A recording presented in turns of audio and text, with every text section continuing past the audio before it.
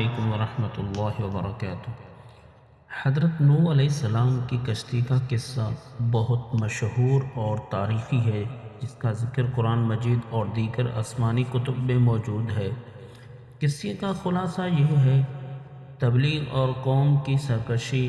حضرت نوح علیہ السلام کو اللہ تعالیٰ نے اپنی قوم کی طرف نبی بنا کر بھیجا۔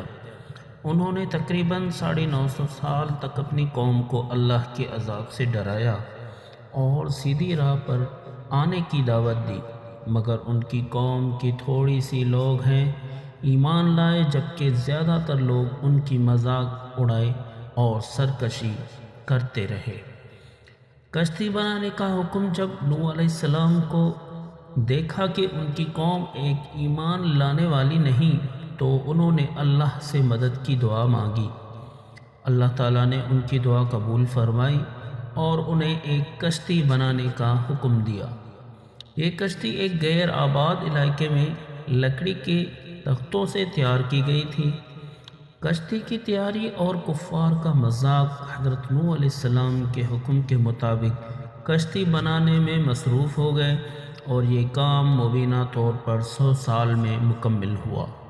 جب کفار ان کو خشک زمین پر کشتی بناتے دیکھتے تو ان کا مذاق اڑاتے اور کہتے تھے کہ تم نے نبوت چھوڑ کر بڑی کا کام شروع کر دیا۔ حضرت نوح علیہ السلام کہتے تھے کہ تم آج مذاق اڑا رہے ہو، ایک وقت آئے گا کہ ہم تم پر ہنسیں گے۔ کشتی میں سوار ہونے کا حکم۔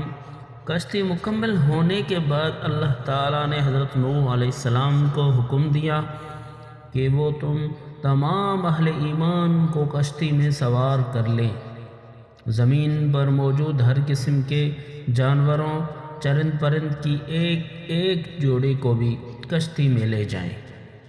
حضرت نوح علیہ السلام کے اہل و عیال میں سے صرف وہی سوار ہوئے جو ایمان لائے تھے، جبکہ ان کا ایک بیٹا کنعان اور ایک بیوی وائلیہ ایمان نہ لانے کی وجہ سے غرق ہو گئی۔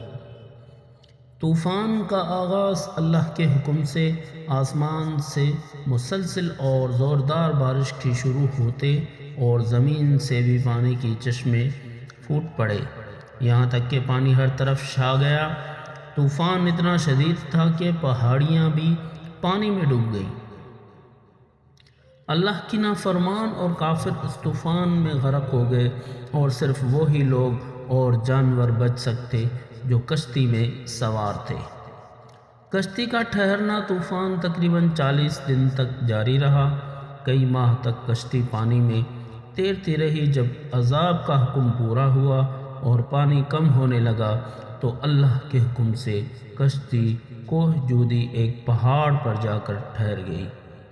آبادی کا دوبارہ آغاز۔ حضرت نوح علیہ السلام اور ان کے ساتھ کشتی سے باہر آئے اور اللہ کے حمد و ثنا بیان کی۔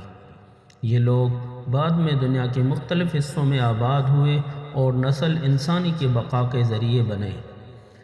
اس وجہ سے حضرت نوح علیہ السلام کو آدم ثانی بھی کہا جاتا ہے۔ جزاکم اللہ۔ میرا چینل لازمی سبسکرائب کریں۔